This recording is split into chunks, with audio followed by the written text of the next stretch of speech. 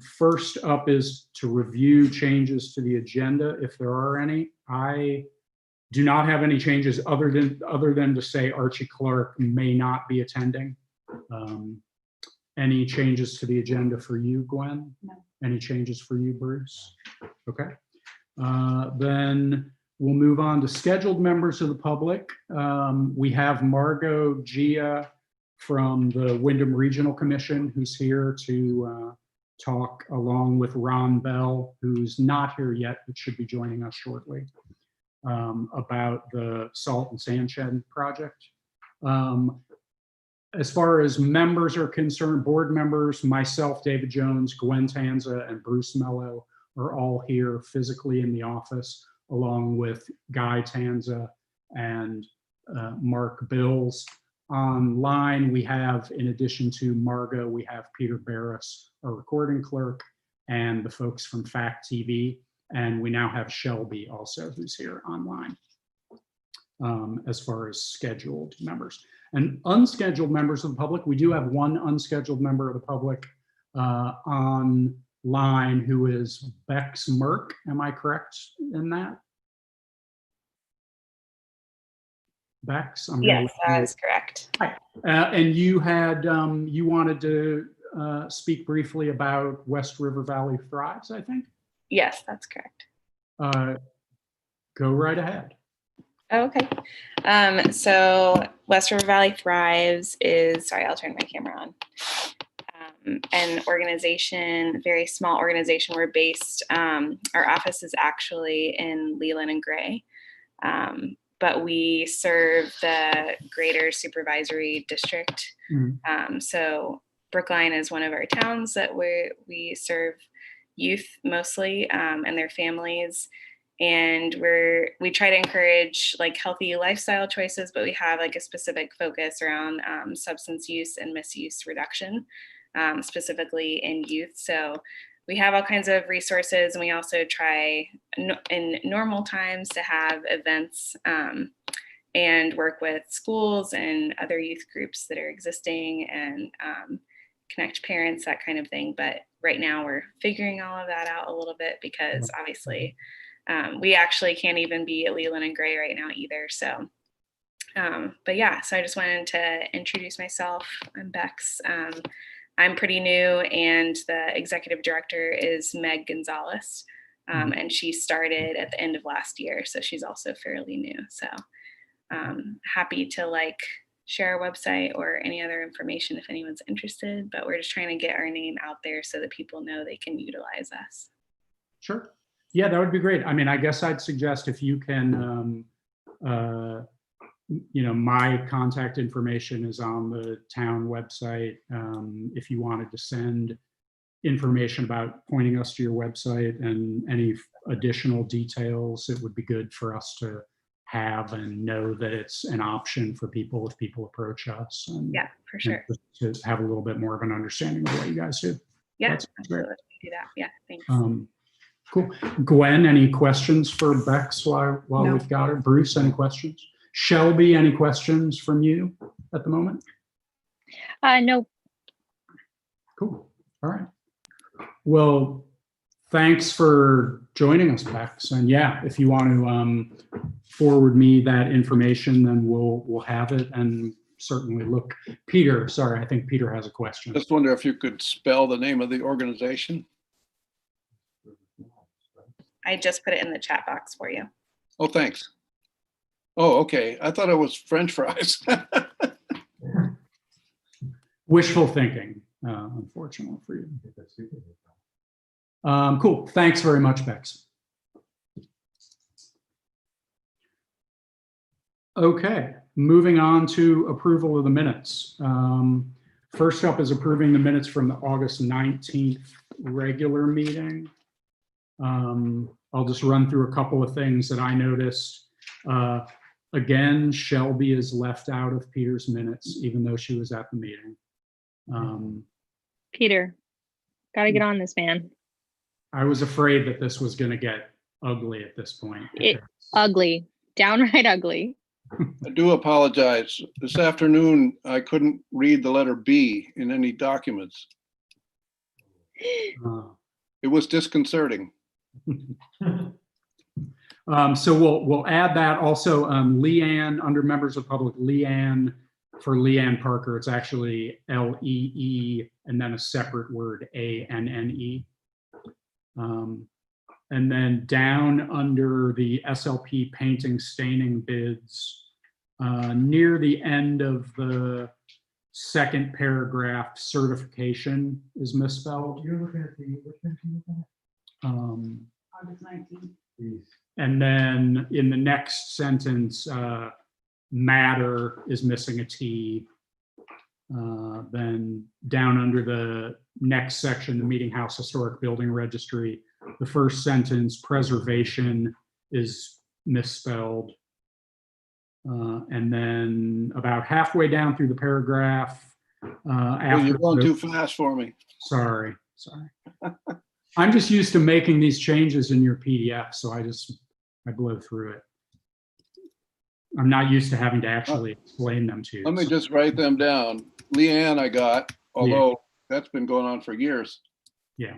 Well, Shelby, SLP, down under SLP, the last sentence of the second paragraph, yeah, lead abatement certification is misspelled. okay, And then in that very next sentence, the second word, the matter is just missing a T. Matter is missing a T. I wouldn't know that. okay, And then Meeting House Historic Building Registry, the first sentence, historic preservation is misspelled. So we can just do that. I'm gonna have to talk to these spell checkers. I know. And then about 2/3 of the way down the paragraph, after the reference to the Dutton farmhouse, there's a historic consultant. Historic is just missing a C at the end of it. Okay, All right. And then down where you referenced the amount, it's listed as 5,100, but it should be 1,500. okay. Did you have something else on page one, Bruce? Just above the National Register part, Yep. had an appointment with, to have an appointment at Dutton Farmhouse. I don't even know what that means. That statement. You see what I'm saying? Just above National Register. Yeah, it's at the property. There was a person who was looking at the property. Yeah, To have an appointment at Dutton Farmhouse. Okay. I think it's okay. Yeah, no big deal. Anything else on page one, Gwen? Okay, on page two, the the first full sentence, I guess, there's a reference to Ms. Gilson, Miss Gilson's. It should actually be Miss Parker's, because it was Leanne Parker, not Leanne Gilson. Oh, that's why I misspelled Leanne. Oh, you're probably right, exactly. And then at the end of that paragraph, Mr. Mello with a W, we just need to remove his W, You did? which he didn't even notice apparently. You got that? Yeah, are you guys still gonna pay me? Yeah, I think so. We'll see. Let's not get out of ourselves. Down under education tax rate, the second sentence, just November and February each have some little typos in them. Okay, And that was all I had for the remainder of it. Gwen, did you have any other? No others? No. Bruce, anything else? Shelby, any other changes for you on the minutes other than what I've noted? No, I feel like that was very thorough. Okay, then I'd like to make a motion that we approve the minutes from August 19th as amended. Is there a second? A second. Seconded by Gwen. Any further discussion? Hearing none, all those in favor of approving the minutes from August 19th as amended signify by saying aye. Aye. Bye. Any opposed? Any abstentions? Okay, then the minutes from August 19th are approved. Then we'll just quickly do the minutes from the August 25th emergency meeting. Did Gwen or Bruce have any changes to the emergency meeting minutes? No. Okay, then I'd like to make a motion that we approve the minutes from the August 25th emergency meeting as presented. Is there a second? Seconded by Bruce. Any discussion? Hearing none, all those in favor of approving the minutes from the August 25th emergency meeting as presented signify by saying aye. Aye. Aye. Any opposed? Any abstentions? Me. So they approved with one abstention. All right. And that cleans up all of our minutes. We've been joined by Ron Bell, who's our design engineer for the salt and sand shed project. Hi, Ron.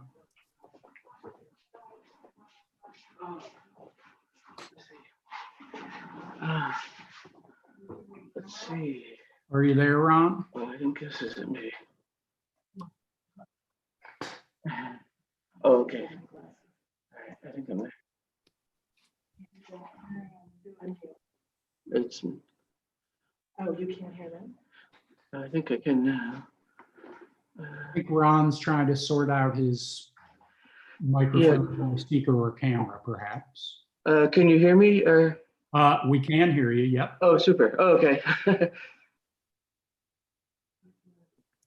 Welcome. Yeah.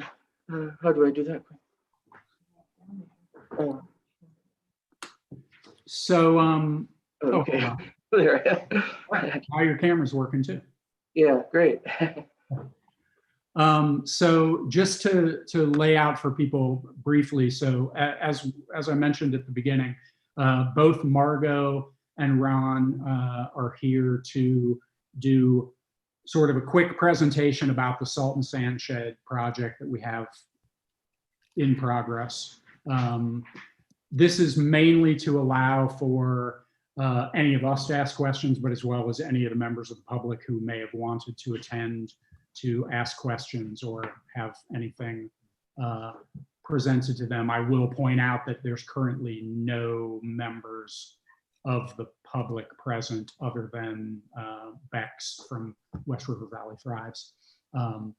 But so I think the brief idea, and Margot, correct me if I'm wrong, I think the brief idea was that maybe Margot would do a quick sort of introduction overview of the project, and then maybe Ron would just kind of walk us through the plans, and then we'd open it up for questions, probably. Does that make sense to you guys? Mm-hmm. Sure. All right. So with that, Margot, do you want to kick us off with a little overview of the project? So hello, everyone. It's nice to be able to attend your meeting and be able to update you a little bit on the salt shed project. So most of you, I think, are familiar with this project, but just in case some of the viewing public for the meeting are not familiar with it, the Brookline Salt Town owns a salt shed that needed to be replaced and improved with a new salt shed. So a proposal was put in and a grant was received from the Vermont Agency of Transportation through the state of Vermont back in 2018 to work on the salt shed redesign and implementation. And Windham Regional was hired as the local project manager. And so I'm representing Windham Regional Commission and working with the town and working with VTrans and with Ron Bell, who is the contractor, the engineering contractor that the town has hired to do the designs for the salt shed project. And he's with Bell Engineering, and he's going to do most of the talking this evening. So I just wanted to sort of introduce the team and you know, if the select board and members of the public do have questions about this project, you can always contact me at Windham Regional, and we're happy to assist. But I want to introduce Ron, who's going to talk a little bit about the project and the work that he's been doing. And just in terms of the timeline, we are coming to a close on sort of the first phase of this project, which is the project sometimes referred to as project description, which includes an initial design. The project is out for environmental review right now. And once we hear back from the environmental review, then we'll be able to move into the next phase, which is firming up more of the design plans, going to a 60%. So we're sort of in a pattern of waiting to see what the environmental review comes back with. We're not anticipating any difficulties with that, but they just do have to review all projects, and then we'll be able to move into the next part of the design phase. So Ron, do you want to talk about the design? Yeah, sure. And so Margot, you have the PDFs, is there or does everyone have a copy of the plans? I could share the screen if, yeah. All right, if I'm able to. David, do I have permission to screen you should be share? able to, yeah, you should be able to. At the bottom of your screen, you should. Okay. Let me just pull it up on my screen first, because I didn't actually have it open, but it won't take me long. So while I'm pulling that up, Ron, if you want to talk, you can. Okay, or if it's easier, I have all the plans on a thumb drive. I could put them into my. Oh, I have it right here. I'm just going through and finding it. Not sure how to share that. So I'll also add, just before you start, Ron, that we have printed copies of it for the people who are here in the office. Oh, good. Yeah. Okay. Great. Well. Yeah. So so a few years ago, I met with Archie Clark there, and then put a preliminary plan together, and then I guess there was monies available, and so then it went out to bid, and so I revised the plans a bit, and so it's basically a 44 wide in the front by is it 30? While you're looking that up, Ron, David, Yes, the host needs to enable screen sharing for participants. Really? It seems like it's already. Yeah, it says host has disabled participant screen sharing. Try it again now. Okay. I'll just toggle it back and forth. Now it'll work. Okay, cool. Oh, super. Okay. So that's actually, that's not quite the latest. Oh, that's not the latest one. But close. One thing that came up is I had put a little stormwater retention swale in, and it was decided just to eliminate that. The soils are really free draining and very low slope, so things should infiltrate without the pond. So they just thought, well, this is one additional cost that we really probably don't need, and so that pond was eliminated. But I think pretty much everything else is there. This is the pond here that he's talking about. Yeah, that little pond's been deleted. But the building, the salt shed's in orange, and it's where the existing salt shed had just slightly rotated. And so one thing nice about that site, it's fairly well buffered from the roadway, because there's between that and the road to the west, there's some pretty good tree cover.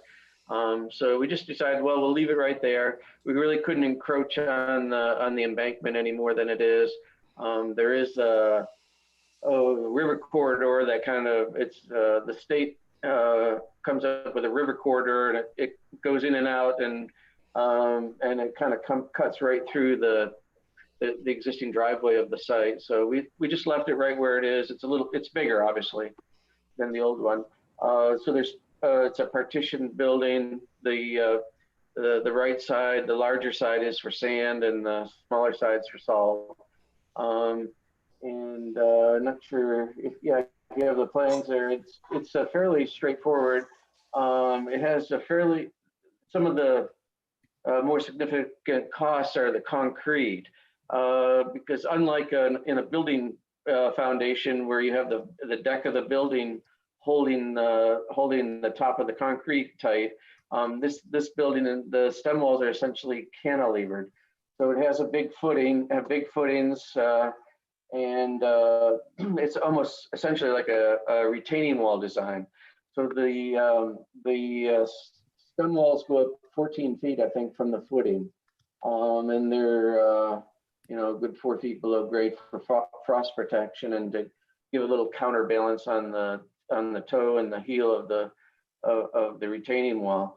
And then above that, there's just a stick framed a wall with some bracing and open in the front and then the roof. So it's a fairly simple building, but the costs do get up there mainly because of the concrete. And I did look at the other way to approach it is to have a smaller footing and maybe a little thinner walls, and then put counterforts in. But then the cost of I checked in with some contractors, and the cost of doing the counterforts sort of offset the cost of the additional of the concrete the way I have it laid out now. So yeah, it seems to be the most effective way to go about it. These walls do take a little pounding from the front end loaders, and then just the load of the sand and salt piles. So yeah, so that's the basic building. It has metal siding and metal roof. Can pick whatever color, I think I put on the plan forest green, but it could be any color the town decides. The VTrans did their original plan. They used to put out a plan for a salt shed, and this is pretty much modeled after that. And they had doors, but I guess the town would rather not put doors on. It's just one more thing that to deal with, open and close the doors in the middle of the night when you're trying to get the sand and salt out. So because it's quite deep, the sand and salt can be back in from the doorways and not get wet. So there's, I think, 5 civil sheets, which there's the basic site plan. There's some driveway grading. To get get the big salt trucks in, we've widened the drive up quite a bit, but it just gently slopes towards the west. So there's a little bit of driveway work, then the site work for the building, the concrete, and then the carpentry. So there's some erosion control measures that need to go in, silt fence and whatnot. Some fencing to limit the area of disturbance. And then there's 2 sheets for that spec out the building plans. And so they're pretty far along. I mean, I ran it through, I have a number of structural programs, and one is really good at doing the wind. So I put it in, it's called a RISA, it's a finite element analysis program, and it does a really good job of evaluating wind. And when I did that, it turned out it needed to have some wind bracing. So I added the wind bracing into the building. And other than that, it's a real simple building. Yeah, so I did do a cost estimate for the project too. The total came into around 220,000. And again, one of the larger numbers was a concrete, that's 55,000. Then the wood frame stem walls is about that came to about 22. And then the roofing and siding, again, that's a little expensive, but these are just kind of engineering estimates. When it goes out to bid, it just kind of depends on how busy people are and who's available to bid on it. But I think these are conservative numbers that I put together. Great. That's good. Yeah, I don't know. So if I could go over things a little in more detail, but if there's, maybe it's, could just open it up for questions. Yeah, exactly. Yeah. Why don't we do that? Let's just, we'll just take a quick scoot around each of the board members to see if anybody has any questions. Gwen, do you have any questions for No, Margot or no Ron based on this? No Okay. questions. Bruce, how about you? Any questions at the Just moment? one for Margot. Early on in your explanation, you said, if I got it right, going to 60%, does that mean that we're gonna be about 60% of what we need to do to get done before it goes to bid? Is that what that means? So that's just the next phase in the design step, and Ron has actually done quite a bit, but it's just taking the plans to a next level of detail. Thank you. Any other questions? Bruce?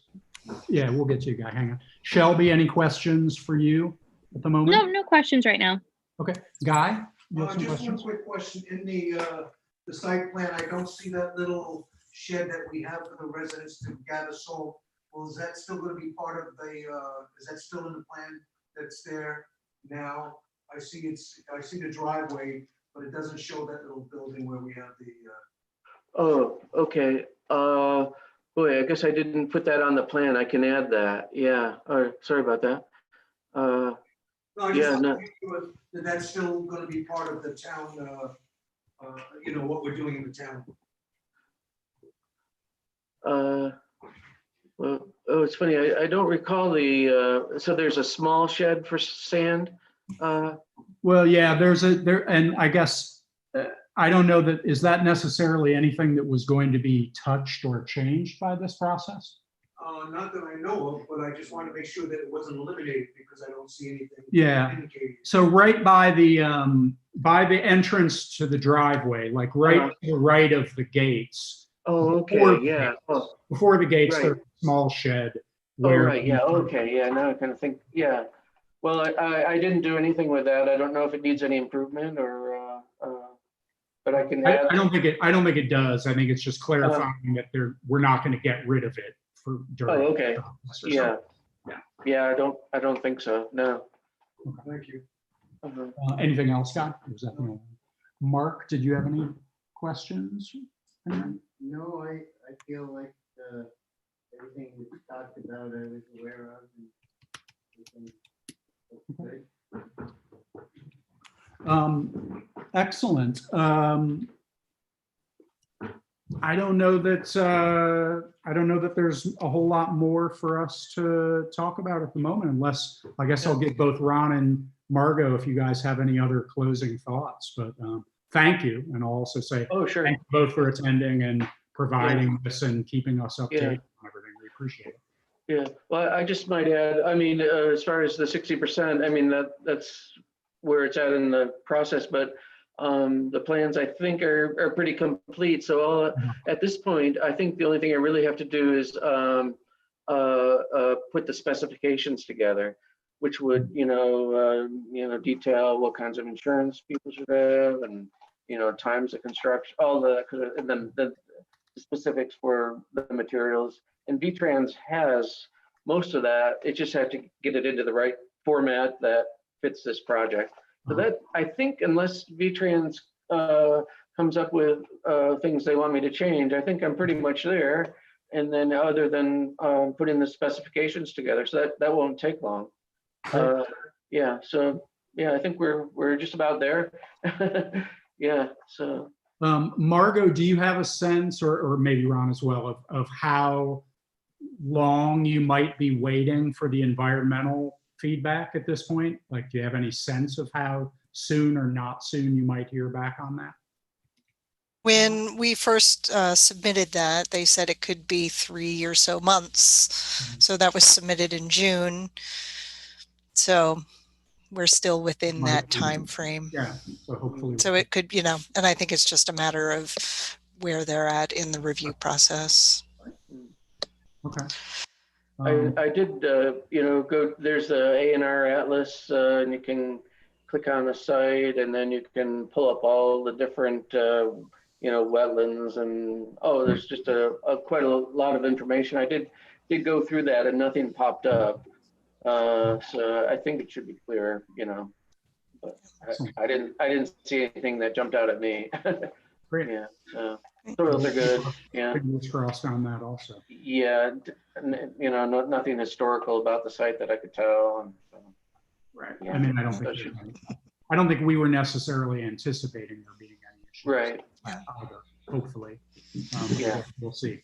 Yeah. Fair to say- You know, yeah. Is it fair to say that we'll start the project next spring? I don't know if you guys could hear that question from Guy is basically, and I guess we'll ask each of your opinion. Do you think it's fair to think that we might be in a position to start construction on this by the spring? Oh, sure. Oh, definitely. Yeah. Yeah. Will your existing facility make it through the winter, this next winter, or? Yeah, I think, you know, we can always, we've done some work over the last couple of years to shore things up a little bit, and maybe we might need to do a little bit of that as well, but I think it's all workable. Yeah. Yeah. Yeah. So, yeah. Oh, definitely. Yeah. I was thinking if you were trying to get going this fall, there is kind of a run on pressure treated lumber, and there's a fair amount of in this structure. So maybe if we can, I hear the prices will go back down in about 3 months, but right now it's even hard to get. Right.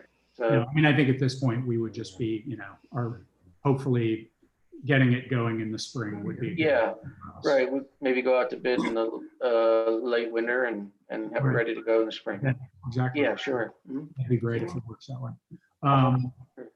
Okay, well, so thank both of you. Oh, sure. Again, for your time and all your efforts on this. And well, thank you for inviting us. Well, thank you. Yeah. And, you know, we look forward to continuing to see this project through to completion. So we'll continue to be in touch. We do too. That's great. Thanks. Great. Well, Have a good night, everyone. Yeah, good night. Thank you. Okay. Moving on to 6B, which is plowing and sanding RFPs. So I sent out to everybody draft copies of it. I didn't make copies, Mark and Guy, I didn't make copies for you guys. What I'll say, we can talk them through. What I'll say is that they're exactly the same as what we used last year or the year before last. So just to refresh people's memory, as far as plowing and sanding is concerned, we didn't do an RFP last year because we did one 2 years ago, which A.S. Clark was the low and only bidder on, and they offered us a 2-year locked-in price, which we took. So we didn't put it out for bid last year, but it's due to be put out for bid again. So let's just talk through the RFP. It's basically, you know, winter plowing and sanding for the season. None of the details have changed. It includes plowing the recycling center, the town hall parking lot, driveway access at the meeting house, a bid for a fixed price. We're saying, assuming that we approve it tonight, that sealed bids will be opened at 6:30 on September 16th at the meeting. We reserve the right to reject any bids or all that stuff. We also put in it, like we did last time, that we'll consider accepting the 2-year contract for winter plowing and sanding. There's no guarantee that we will award that, but 1- and 2-year bids will be accepted with the 2nd-year bid price clearly indicated. One thing I did change was that in the past, because when we did this before, our town clerk was also our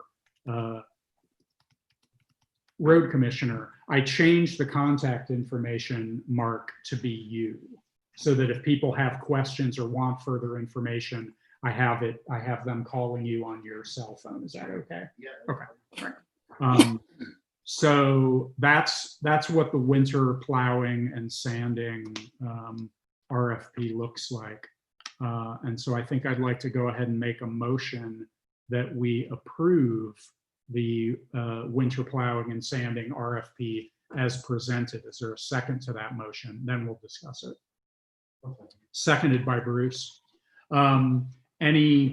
I'll go around everybody just to clarify if anybody has any questions or concerns. Gwen, do you have any questions on this RFP or any concerns about it? No.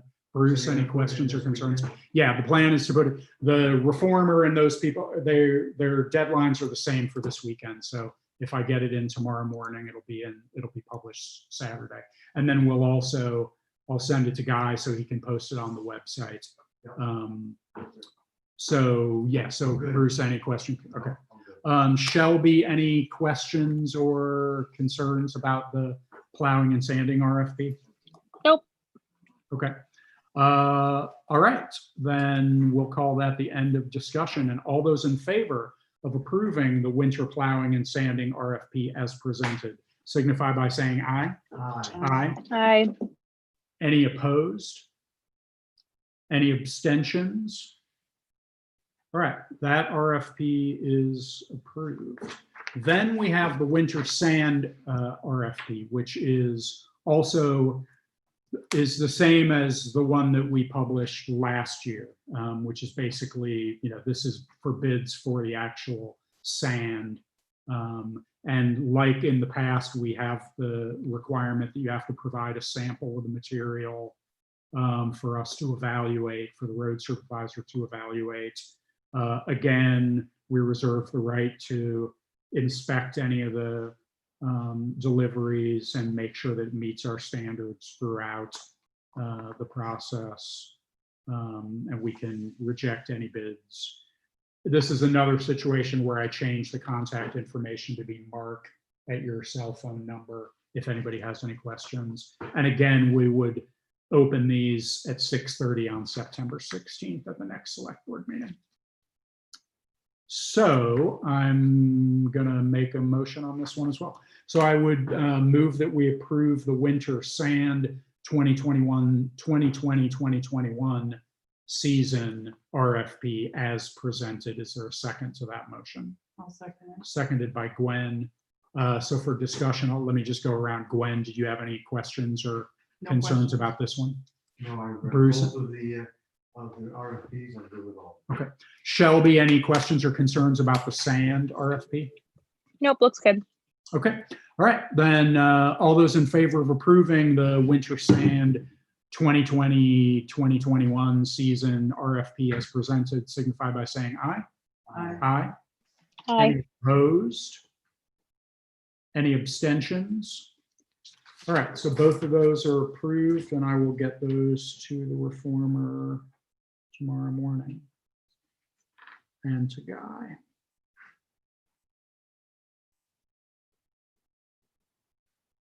Okay. Now moving right along to old business. First up is 7A, revisiting the SLP painting and staining bids.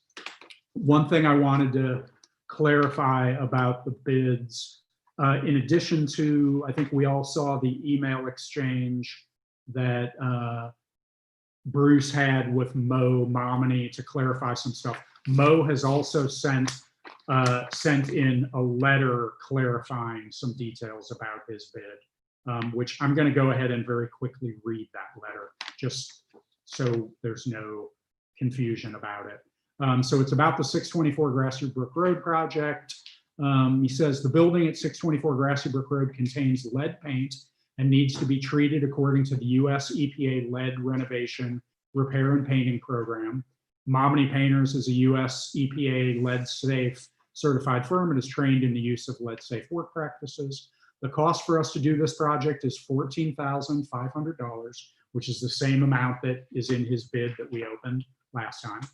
And it includes all materials and labor. It also includes the following improvements in the scope of work / specifications. One, we will apply 2 coats of stain to the west side, which he says is the front of the building, from the electric meter to the far right corner where the higher deck with stairs is located. 2, we will prime the metal bulkhead with a marine primer and apply 2 coats of an acrylic roof paint that will be durable for many more years than the specified oil stain. 3, we will wash the building with bleach and trisodium phosphate to remove mold and mildew.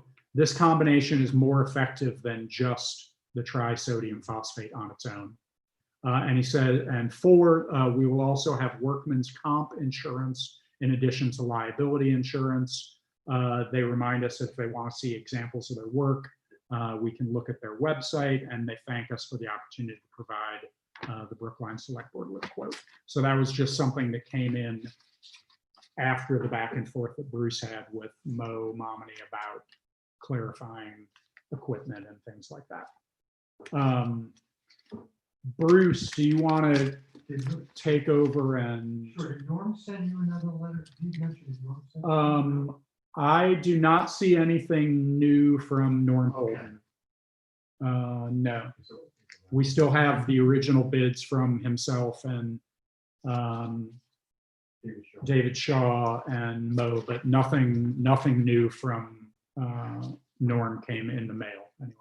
I woke up Thursday morning after a select board meeting, was having the shakes because I realized the numbers that they gave me must have been the old building, not the entire building. So I clarified. Mo called me, I didn't have to call him because he wanted to know how the bid went. And Norman Holden and I called Norman Holden because we were also working on the windows.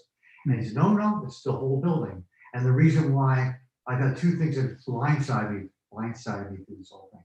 The first is the lead paint issue, which I have already espoused to you all what I knew about that. And the second is the price.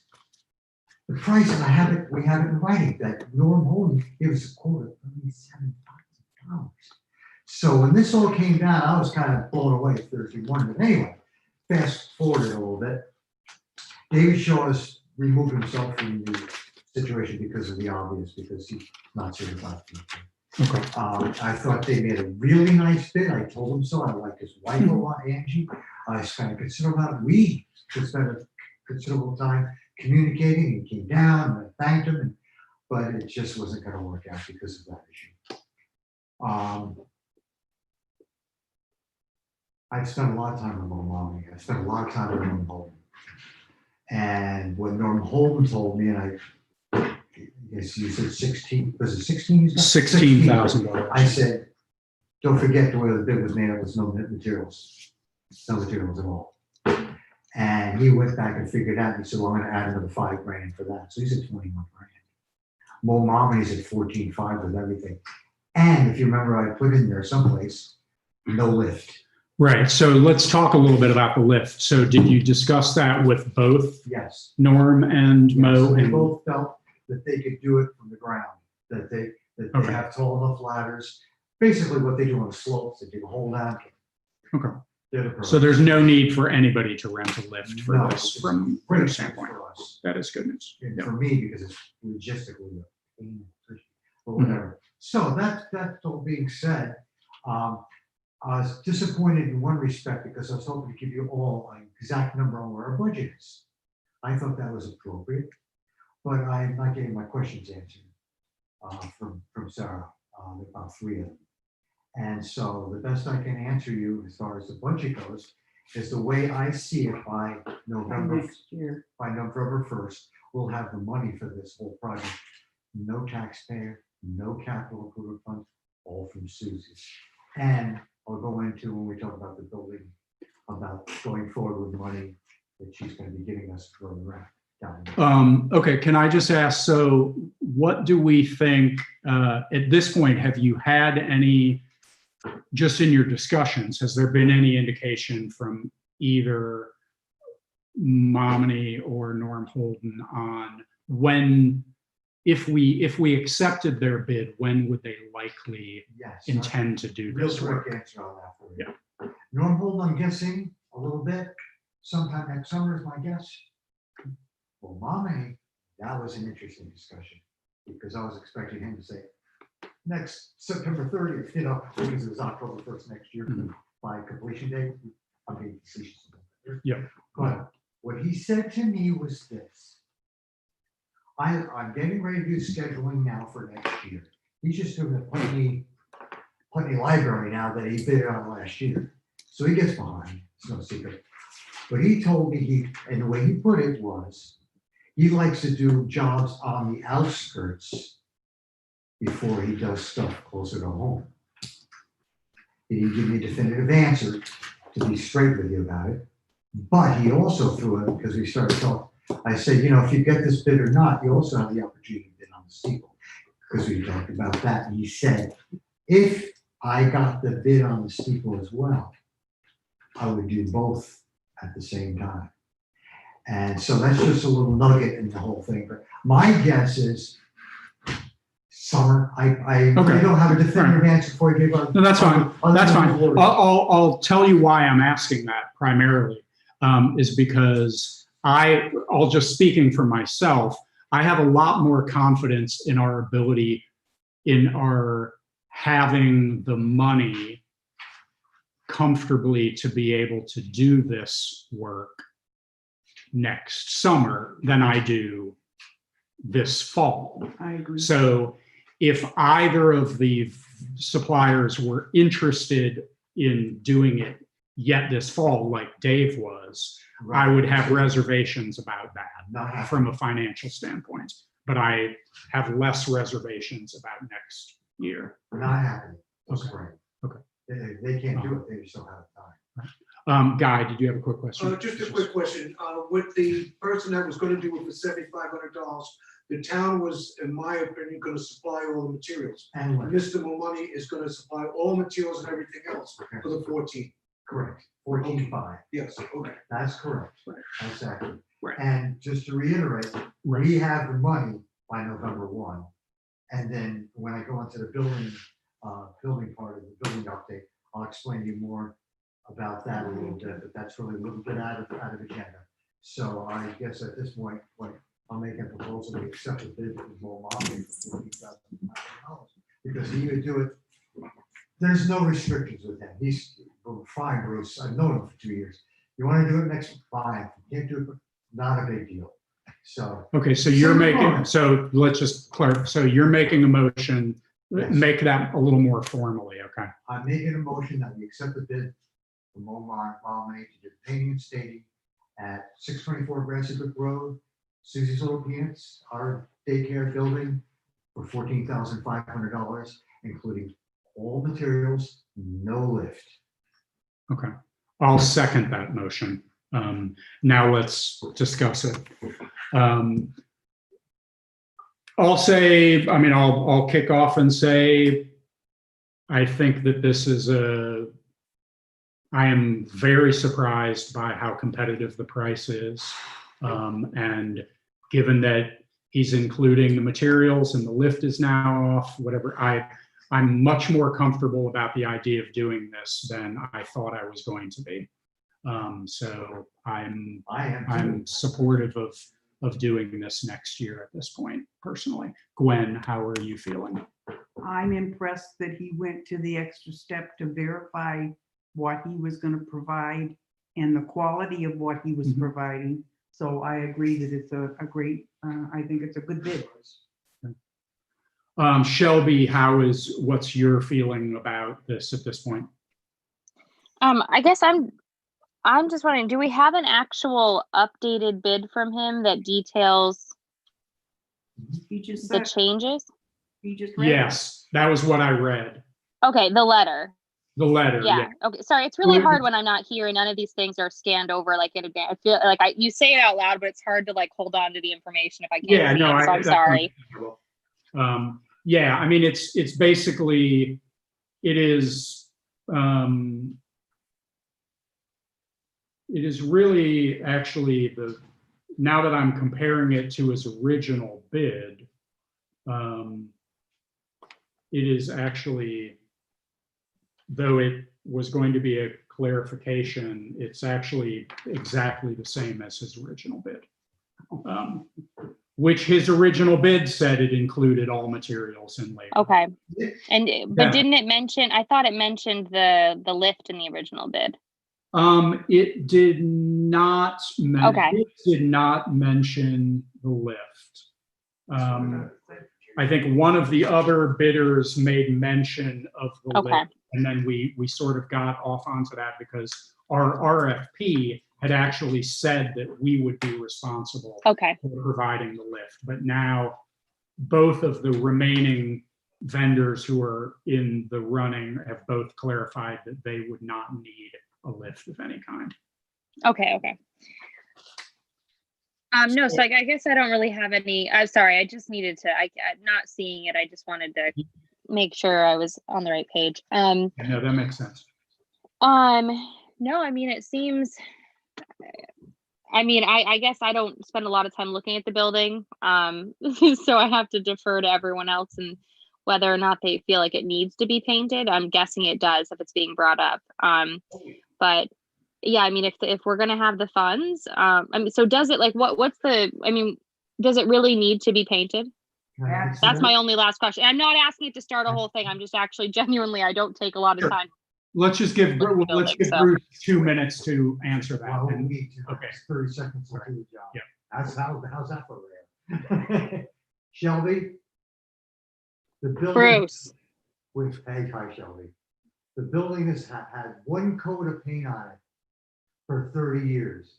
And I verified that with both the painters, and they agree with me. It was one coat of paint that you can actually see the trim underneath. The stain, I don't know how long the stain's been on there, but I can go by with my hand and wipe the stain off of my hand. That stain should actually be redone. We got to discuss this with them too as well. 8 to 10 years. But the painting should last 20, maybe even more, depending on the So to side. make it short, yes. Yes. Make it short, don't Is that a use it 2 minutes, yes? sorry guys. But the answer to your question is, one coat of paint, 30 years. Okay, cool. Thank you. I wasn't trying. Yeah, I wasn't being like I wasn't challenging. I was just genuinely just sort of like asking. Yeah. Okay, yeah. So I actually I don't know. I don't see anything wrong with the bid. I have the most. I was most interested in their bid anyway because of the lead paint certification. Just with it also being a childcare facility and us being tenants, I think that even if the other painters are equally as capable and have the experience, that extra layer of certification I think protects us while having this work done and it being currently a childcare facility. So I think that the bid looks great. Yeah, I totally agree. I think that's a very good point. Okay, any other discussion or points from anyone before we vote it? All right, then all those in favor of the motion to accept the bid from Mo Momini for $14,500, including all materials and labor for exterior painting of the 624 Grassy Brook Road building, signify by saying aye. Aye. Hi. Any opposed? Any abstentions? All right, then we have accepted that bid. And this will segue nice. Well, first I'll say thank you, Bruce, for all of the work that you've done on figuring all this out and talking with these guys and working on it. And now we'll segue into We have a great your relationship with those people. building update. Okay, and saying that, Norm Holden's has done a great job on the windows.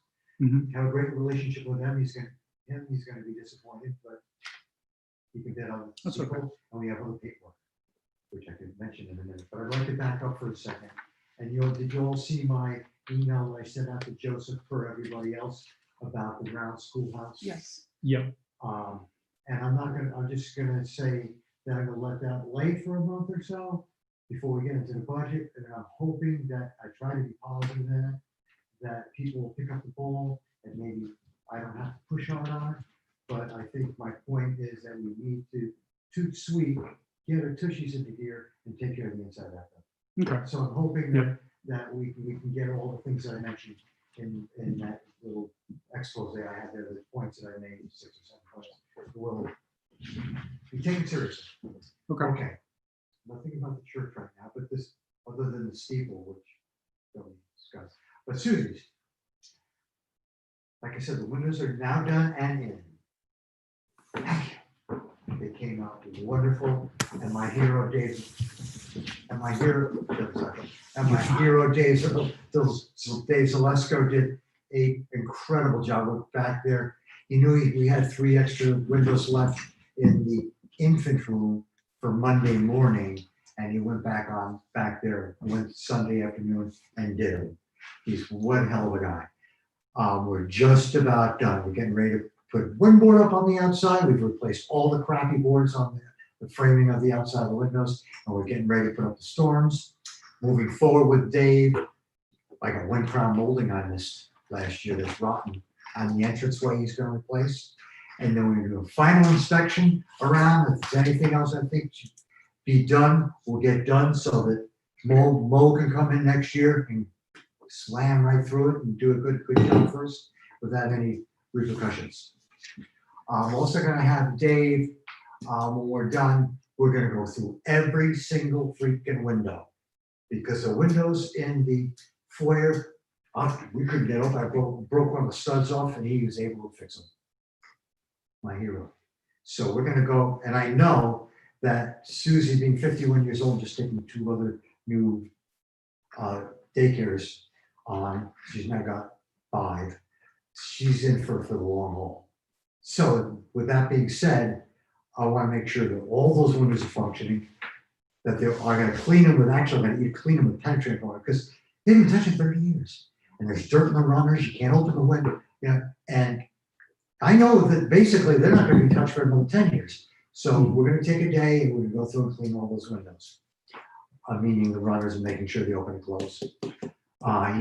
He fixed a couple of doors, and we're getting close to the end. Then I'm going to move forward with hopefully calling an electrician to fix that heater downstairs. That one part of the home's not working. And expenses, which I know that's got to be on your mind. Like I said, I was not able to give you an exact number, which is disappointing to me.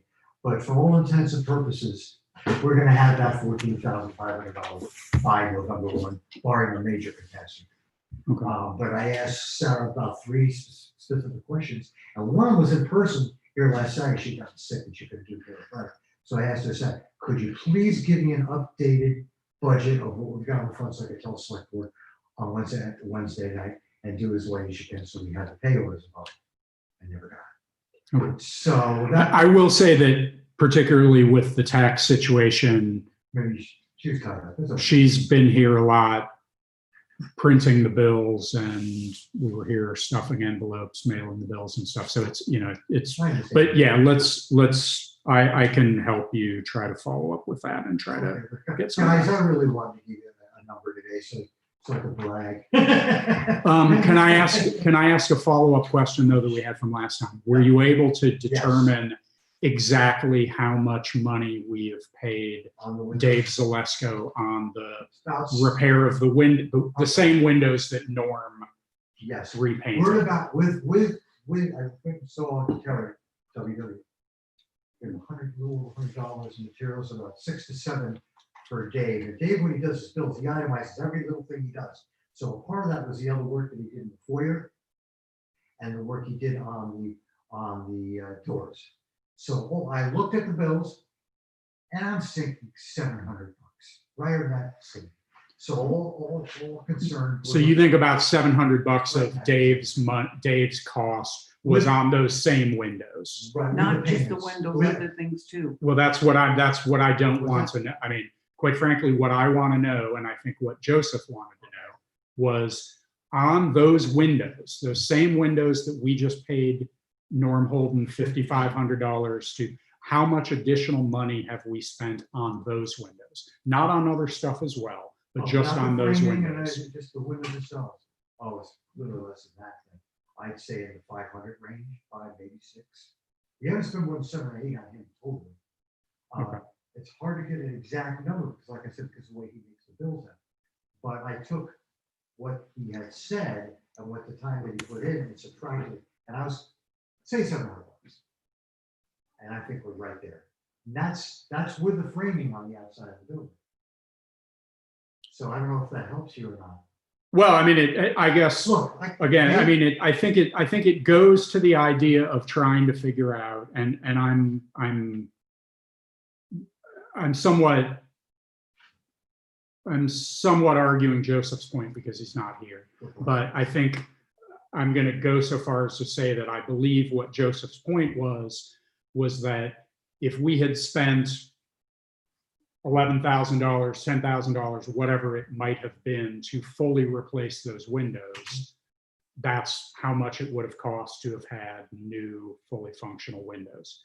We've paid Norm Holden $5,500 to repaint those windows, but then we've also paid Dave $500 or $700 or something like that to make them functional again. So really the comparison between the overall costs is maybe it's $6,000 that we spent on those. I'll say I'm not arguing that that isn't a good idea, because I'll freely admit I was against even spending $10,000, even though they would have been new windows. But I think that was the discussion. I think what we wanted to try to get was, okay, as exact as we can be, how much have these windows cost us to fix? So you're saying Not more than $6,000 to $6,200. I'd be happy to even try to narrow it further. But like I said, he did some outside trim work, he did some rope work, he did some trim work on the inside. So I think the best way to resolve this, so everybody's happy, is for me to itemize it. He spent this amount of hours and this amount of cost on doing the trim. He did this amount of hours and he did the rope. I'm not the one who asked for this, so I'm not completely sure what would be helpful. But in my opinion, if we can nail it down to within a couple $100, I think that's close enough.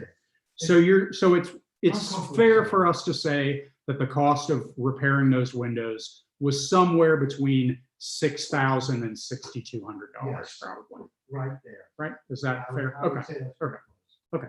So let's assume that's the case, and I mean we can have a further discussion about it when Joseph is back, hopefully at the next meeting. But I just want to make sure we followed up on that because we did want to follow up. You did ask.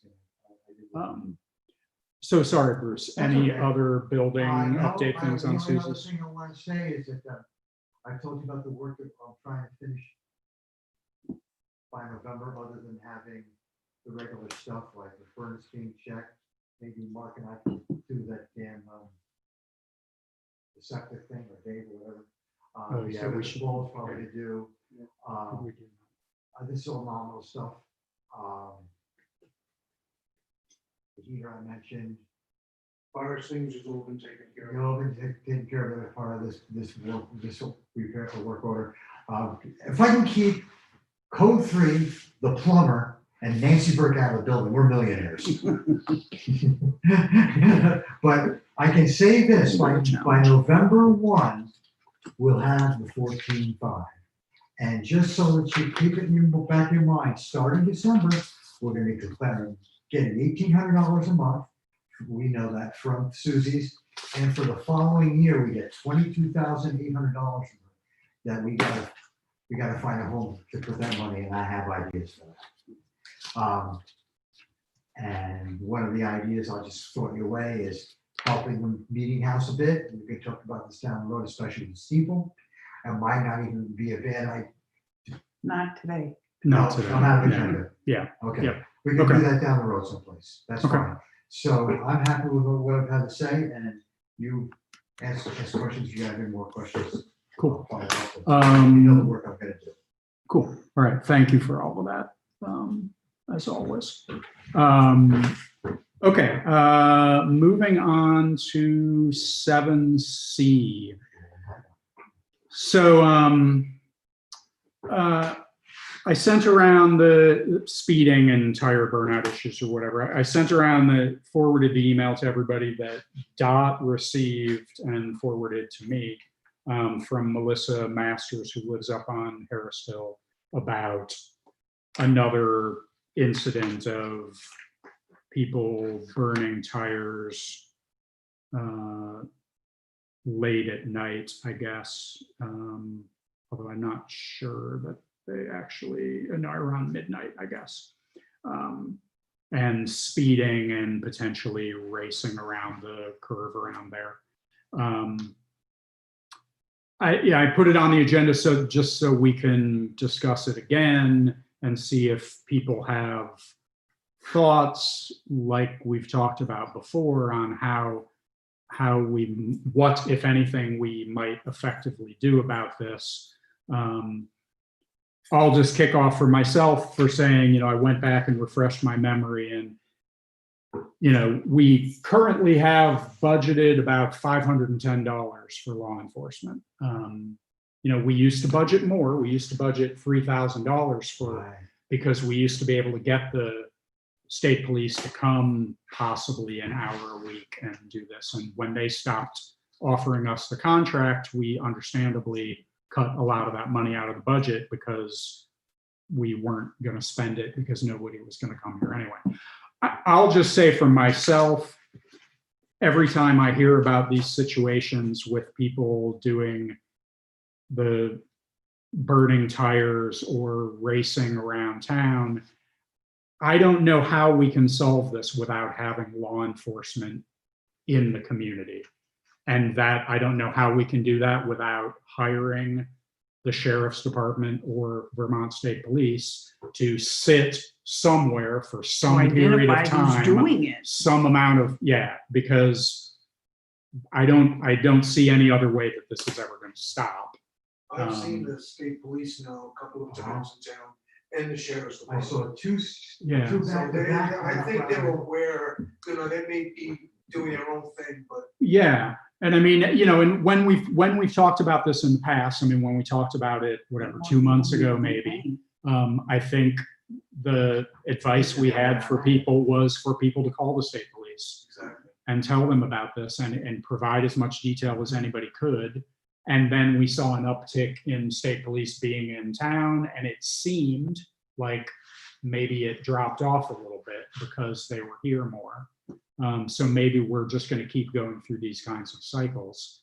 I guess I'll just throw out there that we could, if we were, I've yet to be able to see enough information from anybody to have an idea of if there was a consistent pattern to this where we might be able to hire the sheriff or a state police trooper to sit somewhere for 4 hours.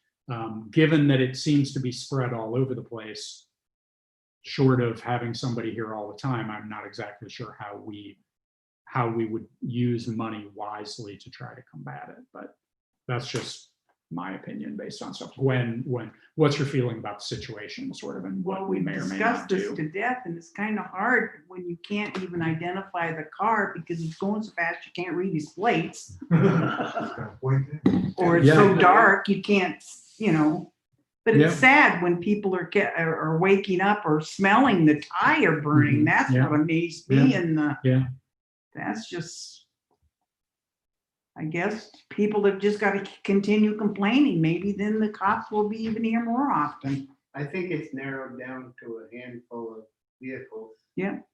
And like, say, if you could get a description and a license plate number and maybe a time and day that is more popular, that we could reach out to the police and have them come in Have and somebody give here them at that a point. description. I think the police are holding a little bit to themselves. They know a lot more than they're telling us, and it's just a matter of time before I think that they. I hope. Yeah. No, they're not fools. I mean, they're in town not just because they came here to say hello. They're doing some work, and I suspect that the people complaining have certainly opened up the floodgates for the state police to say, well, we need to do something here before someone gets hurt. Bruce, what's your all thinking three about of it? you, and you two, all made really good points. Dave, back to what you were saying, is we 3-4 years ago went that route, thinking about what to do by having a police force in town. It just so happens I was coming down Radway Hill today, and 2 sheriffs back to back were coming out of town. I'm like, oh my goodness, weird. I think Gwen's got the key. People complain when you get letters like this online. We should respond back in kind, or maybe put something on Julie's website saying, we're having an ongoing problem with this going on. People need to call the state police or sheriff's department. You might want to include that in that letter from the Lieutenant French. Yeah, it's one of the points that right. It's one of the points that we're. But your point is correct in that it's difficult with you. It's next to impossible. Like the day that you and I were together on when you were working the excavator, and just 10 minutes before I got passed over down here, I was going down to here, and somebody passed me with canoes on the roof doing like 45, 50. Going that way, super quick. Okay, that's great. As long as kids doesn't come back out of the grass and kill the kid, you know, or a deer, or a deer. The crap's got to stop. Okay. Shelby, how about you? What's your thoughts on the subject? Yeah, I mean, kind of same situation as we all are. It's coming up again. There's no real great solution. So I was doing some research on rural and small town policing, and this is not a situation that's unique to Brookline or Vermont, and it's everywhere. It's really difficult to have a police presence in a small town area to target these isolated incidences that turn into this string, because we don't have a high enough population that we're going to be patrolled enough to kind of just catch them by coincidence. So my only thought is that if we do have a budget for law enforcement in general, I don't know if it might not hurt to have a contract with with some, whether it's the state police or the Windham County Sheriff, to have, even if it's only a monthly presence, but then also, because we have that relationship, use that relationship to create more of an open dialogue. Yes, everyone should call the cops when this stuff happens, but also maybe create a relationship between the board and the police so that we're communicating more. It seems like the more communication we have going on, the more they would be able to respond to our needs, as opposed to just kind of swinging, being more random when they do come to town. And not a perfect solution, wouldn't help like tomorrow, but. Right. What I'll say, of course, about at least in the case of the state police, and it was previously the case with the sheriff's department years before that. I mean, the state police stopped offering to give us a contract. Right, yeah. Years ago, and have not offered to contract with us since then. Whether now a situation might be different in some fashion, or they might be more open to doing something, and the sheriff, at the very least, the sheriff's department seems to be a little more interested in reaching out to communities recently than they have been. I guess there could be the possibility that we might be able to come up with some kind of contract for that. The only thing I'll say is, currently at least, and we can discuss this when we get to budgeting for next year, currently we've budgeted $510 for the year, which would be at best 10 hours for the year of law enforcement. So we'd obviously have to rethink some of our budgeting if someone was willing to offer us a contract, and if we actually thought we wanted to do something even on a minimal couple hours a month basis. But I just wanted to say that since the COVID-19 shutdown, I think the state police kind of went into like a neutral. They were only responding to very important incidences. Traffic violations kind of have been on the slide since everything shut down. So I think people that are doing the offending are aware of this, and therefore they're thinking they're getting away with this kind of stuff. And see, no presence. Yeah, it's obvious. So you kind of need to set an example by, having some patrol, getting pulled over, the word gets out. Watch out for the stadies over there, or sheriff. And getting back to Guy's point, I mean, I will, and I started to draft a response back to the state police based on the letter that they sent us. And I'll have that for people to review at the next meeting. And we can incorporate this into that, as we were going to, because this is certainly one of the concerns of our town. And I think to a point that Shelby brought up last time when we talked about it, that just the sort of isolation that people feel in towns like ours from law enforcement and what they might be able to do to try to be more of a presence and make people feel like there's more of a presence is something that hopefully they're going to be prepared to deal with moving forward. Okay, any last thoughts on this before we move on? Okay, all right. Thanks everybody for giving it the thought that you can. Okay, moving on to summary reports, Mr. Tanza. The going town on? clerk's office has been relatively busy. We've had a lot of real estate transactions. Some of them are refis and so forth. The other thing is that the Secretary of State has notified us that they will be sending out absentee ballots starting September 21st, and everybody who's on the voter checklist will receive one.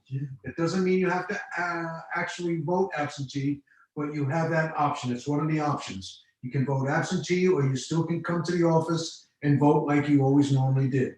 So hopefully we'll have a good turnout and everybody will be happy. So they would, since everybody's getting one, then they would just bring that absentee ballot in, or just not worry about not doing anything with it? If Don't they have to when say they they come in, didn't use it? because they were issued an absentee ballot, they would have to sign an affidavit saying that they lost their ballot or didn't bring it with them. That's something that still has to be clarified because the Secretary of State is mailing everybody one. So that's, stay tuned, that may change. Okay, yeah, because that could be a major source of confusion, I suppose, on the day if people don't realize that. I'm sure they realize it. Okay, thanks, That's it. Tom. Thanks. Cool, thank you. Mark, what's going on? Well, since our last meeting, I finished up installing some culverts. The machine came and went very fast. It seemed like time flew by. But to make it all short, we installed 13 culverts in the month, and also did a great amount of ditch cleaning, moving log debris from ditches, cleaning culverts that were plugged. I made a lot of runouts or turnouts to correct water erosion. I took a lot of things off the list of maintenance that I was hoping to get to. However, the list still continues. I have my own. But I was very impressed with the machine that we rented and its capabilities. I won't bore you with the details, but I was gonna have them send a brochure down just to show you the accomplishments and things capable of. And I'll talk about it at another meeting. But so we accomplished quite a bit of stuff, and the machine is now with somebody else.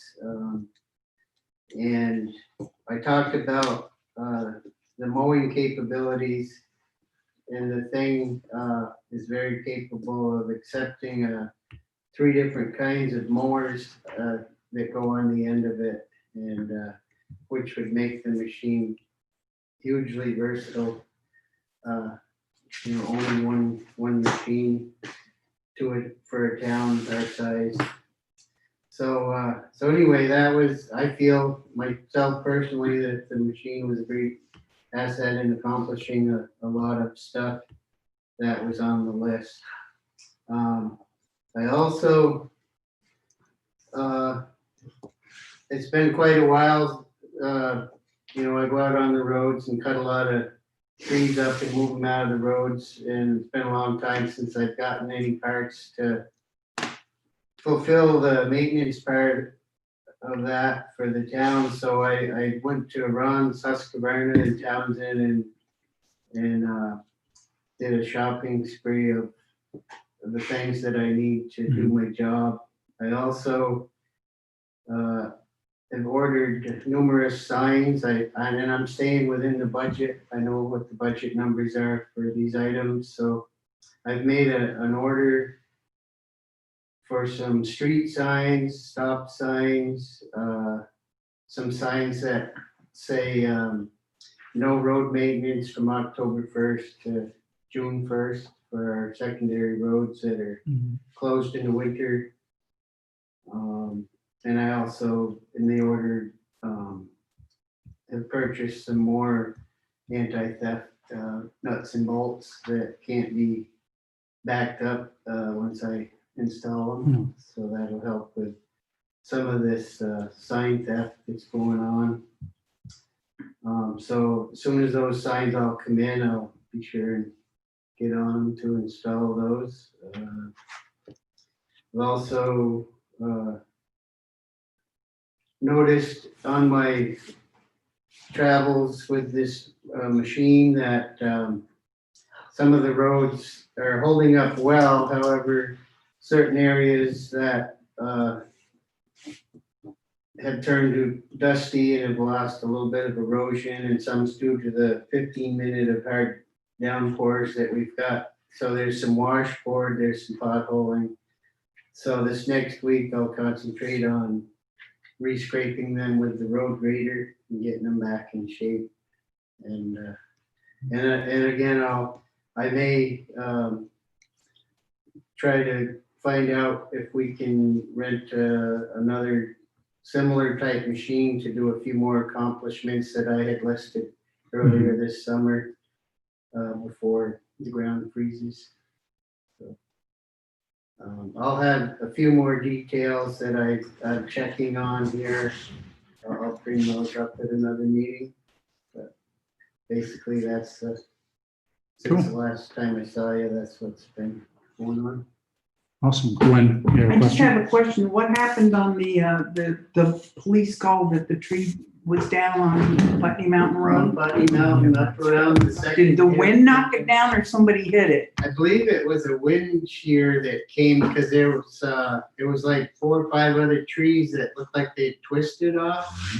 And that same late afternoon when the sky got dark, I was in town of Wardsboro, and it rained really hard. And before I could get back to where I had signal on my cell phone, I had like 8 calls.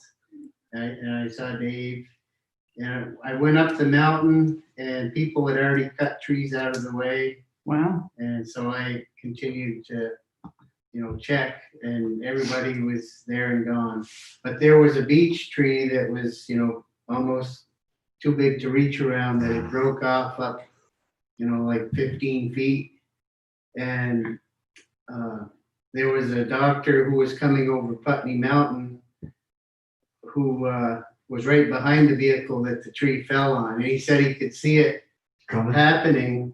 And fortunately, it landed on the hood of a pickup truck and not the cab, because it probably could have done some serious damage to an individual. Wow. I was just curious because I heard the calls. The calls were, they needed to get the tree off the vehicle so that they could load the vehicle onto a flatbed record truck and get it to go away. So I was just curious. But Thank somebody came along within the time frame that I got the message and got there and took the vehicle away. So I cleaned up the debris in the ditch and rolled the wood off for the landowner. But yeah, it was a close call. Wow.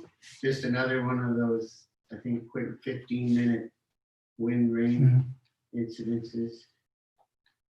Just one question, Mark. Did you get the message that there was a sign missing up on Harris Hill? Or, I did. Okay. Yeah, I just wanted to make sure you got it. returned the call, and the sign has been ordered. It should be here with the others. Okay, thank you. And I told them as soon as it was here, I would install that one as well. Yep. And pretty sure that sign was there when I did the roadside mowing, because the brush was right up to it, and I remember trying to reach around both sides. And so it's probably the same one that took the Ellen Ware Road signs.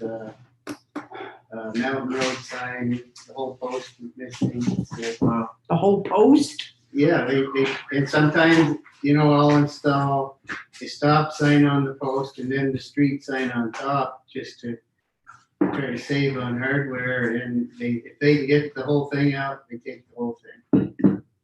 Sometimes it's like, now I put a new post in and hooked it to the mailboxes. They left the post, but unbolted the sign, and the sign's gone. So, Wow. the hardware I ordered, the bolts turn in one direction. You can't get a tool on to back it out, and the nut, you tighten it, and when you reach a certain tightness, the hexagon head breaks off. Pops off, It's so you cone can't- shaped, so you can't get a pliers, you can't get a wrench on it. I cut it. And the bolt and the nuts, like $1, $2 for a set, really. So you know how to get them off, right? Yeah, they do make the tool, and I can take them off. I was But, just kidding. normally a person that's out steel isn't gonna have. Yeah, Right. the right I was just tool. kidding. And so the post itself, I've got another trick for that, keeping those locked into the ground, so.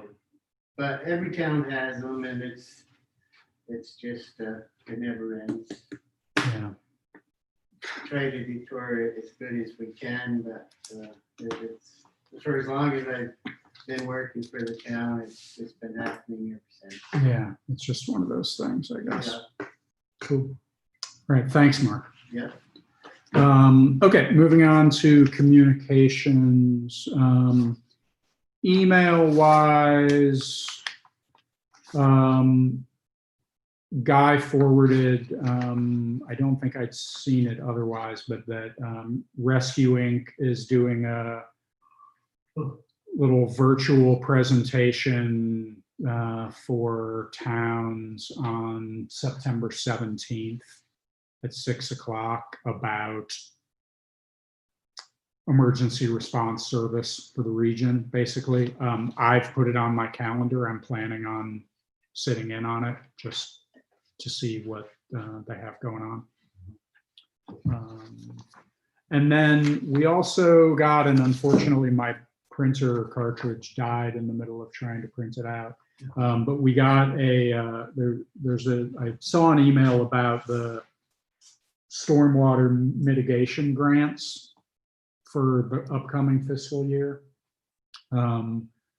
So maybe I'll pull it up. Maybe Mark, you and I should talk about that, and maybe talk with Archie about whether we might want to think about, because there's culvert work and there's some things that could potentially be applicable to it for us. Sure. The deadline is October 9th.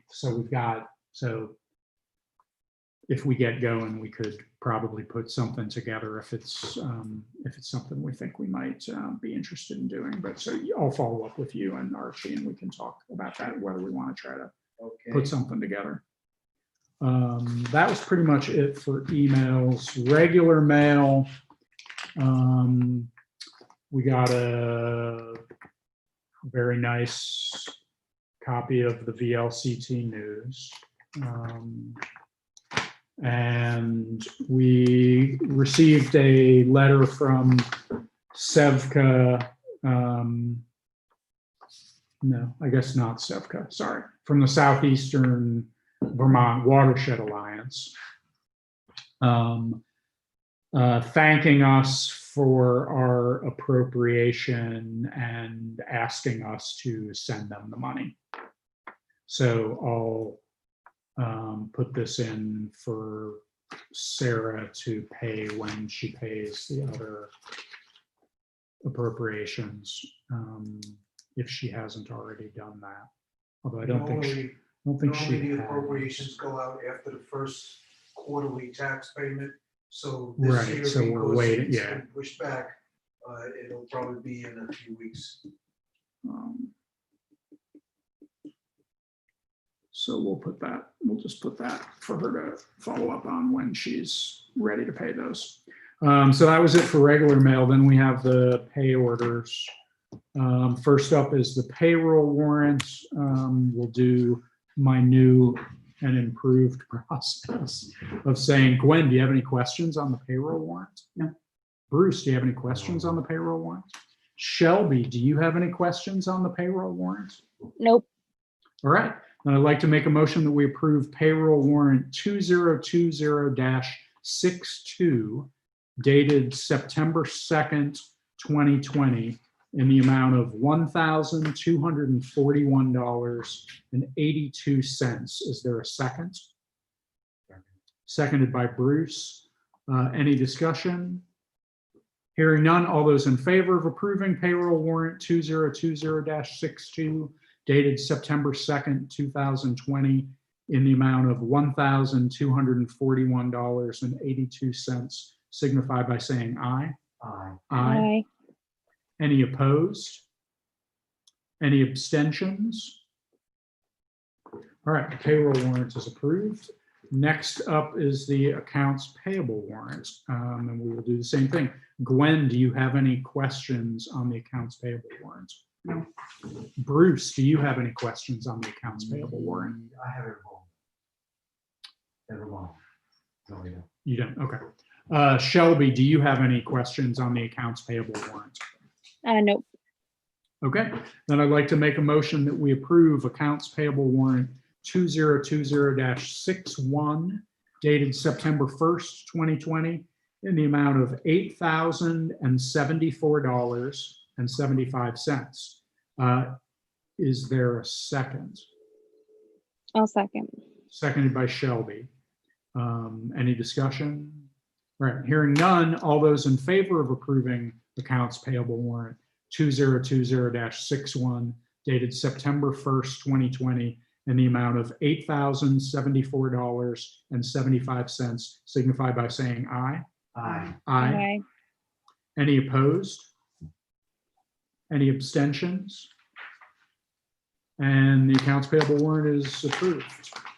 Then moving on to the agenda. So one of the things we'll be doing at the next meeting is we'll be opening plowing and sanding and sand bids. Also, Leanne Parker has asked to be added to the agenda to discuss a potential meeting house purchase of a Renai heater for the annex, and also potentially a grant proposal that she's working on putting together. So that'll be on the, I don't know exactly what the details, that's what we'll discuss. So that'll be on the agenda. Everybody will have a draft of the response letter that I'm going to draft to the Vermont State Police. We'll do the usual things. Any other unusual agenda items, Gwen, that you can think of? Yeah. Bruce, any other Just the building? Yeah. Shelby, any additional agenda items you can think of? Not at the moment. Okay. All right. Then I would entertain a motion to adjourn. So moved. Motion to adjourn by Bruce. Is there a second? Second. Seconded by Gwen. Any discussion? Hearing none, all those in favor of adjourning signify by saying aye. Aye. Aye. Any opposed? All right, we are adjourned at, let's call it 8:06. Cameras off. One of these days I am gonna say aye. I know when you ask. will. I I'm know gonna. you will. Yeah, I'm gonna What? ignore it when I'm you do. gonna say, when he asks if anybody's opposed. If to she- Hey, it, one of these days I'm gonna say Yeah, aye. Shelby. what are thoughts on all of us being in person and just spreading out moving forward? It kind of feels like everyone else has trickled back to in person.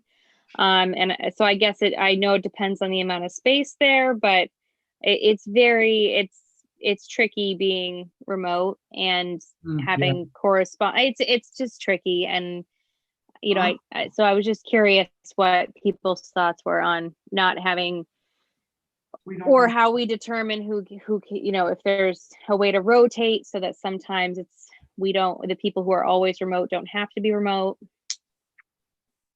Yeah, I mean, so do we think, I'm Do we- following the governor's guidelines, basically, when he's got it up until, I think, September 15th or October 15th. And each day, each time he makes a little more availability. But right now, the town office is still closed to the public, based upon the governor's recommendations. right, but I mean, technically, we could Oh, yeah. be, I mean, worst case scenario, I mean, we could all be doing this wearing masks. Oh, yeah. It would be challenging for anybody to Well, actually, understand, somebody but could sit it back um, into the Well, no, table. I mean, we could potentially, I mean, to fit 2 more people, we could do it. we could probably do it. Yeah. We just have to figure out how to configure ourselves. And anybody that's concerned about it could do like this. I have an N95 mask. You can't believe me. I can't believe Yeah, it. we. Peter, Sanitize your hands, Yeah. rub everything Yeah. down, and we can. mhm. And Peter can still do the. Peter, what, sorry, you wanted to say something? After many, many school board meetings recently and my subscription to the magazine of the scientists, I'm a vulnerable person at my age and so forth. Yeah. And I'm appalled that you guys are not wearing masks now because of what we know about transmission. I would also note that Mark Schauber, who's on the River Valleys board, did some research and reported that your air cleaner, your HEPA filter air cleaner, is more than adequate for capturing airborne virus in a room. That is, the filter itself has a smaller aperture than the virus and the droplet that it attaches to. The virus is a virulent and complicated disease, and there's a lot of misinformation out, but technically it can cause lifelong complications in people that are not even symptomatic. And it's a political football now. So I am not going to be going to rooms with people for some time. Right. And I think to clarify, I think we wouldn't ask anyone to, even if we figure out a way to physically accommodate more people, we wouldn't ask anyone to come in person who wasn't comfortable with the setup and whatever. It's more, I'm reading into Shelby's thing that it's enough of a challenge to do this remotely that I think Shelby would prefer to be able to be here in person if everyone can be comfortable with it. So you're probably stuck with Zoom forever anyway, because the general public has to have access. Right. Right. So then I guess my other, if we were to decide that we didn't want to have more members of the board in person, then if maybe prior to meetings, I know it's an extra step, but if anything that had popped up correspondence wise, or for example, when we get bids, if they could just be scanned and emailed out, because then I can be at my computer and seeing what you guys are seeing at the same time. But really having things read or reiterated or summarized, it's not the same effect. And I feel like I'm kind of constantly not quite aware or quite up on everything that's happening during the meeting. And partially, that could be partially my learning style. I kind of need to see things. So I don't, if we're going to maintain this, people who can, because of technology, can be distanced I'm happy to stay this way, I guess. I know bids are typically open during the meeting and stuff like that, but if there's a way we can make it so that information is just, is there a scanner at the town office scanned in and just sent over in one large document, and I can just go through it as things come up during the meeting? But I feel like not having access to all the stuff that's coming up at the meeting, and then having to discuss it and have an opinion on it and then vote on it when I can't really even, I'm just going off of summarizations and, I think I should be able to, I think I need to be able to see bids and things and when they come in. Yeah, and that's Right, sure. Yeah, and we can certainly, I think we can certainly try to make more, I mean, obviously, it's been a weird, quite frankly, few meetings where we've had a bunch of bids, which we Yeah, it's been a lot of go paper months material. and months without having anything like Yeah. that. There's been a lot of that sort of thing lately. I'm So gonna jump certainly- off, y'all. Sorry. I'm gonna jump off Okay. with an affectionate goodbye. All right. Thanks, Peter. Bye, see ya. See ya. Peter's right. I was hardcore when we first started, but Mike goes to home, I don't know if you know who he is, he's a virologist, and he's all over the place. 40 years. Actually, he was the reason why I got these N95 masks on March 13th, that they didn't come until this week in April. But if people wear an N95 mask, as opposed to just a bandana or regular mask, you won't transmit outwards, but you won't protect yourself if it's in the air. But if you have an N95 mask, it goes both ways. So saying that, anybody wants to come in and feel comfortable, as you can see for the last couple of times I came in,